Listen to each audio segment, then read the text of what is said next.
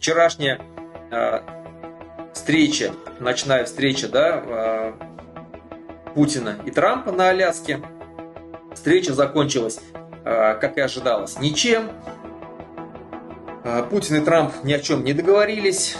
Все, что-то около 3 часов шли переговоры с закрытыми дверями, потом они оттуда вышли. Путин даже не остался на обед, который там был запланирован, и улетел на своем самолете.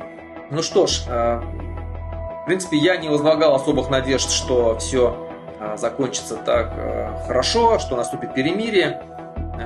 Была упущена возможность остановить вот это бессмысленные смерти, бессмысленную войну, особенно смерти коренных народов Российской Федерации. Мы знаем, что Республика Башкортостан, Республика Татарстан являются лидерами по количеству потерь, по количеству на душу населения лидерами является Бурятия, Якутия, Тыва.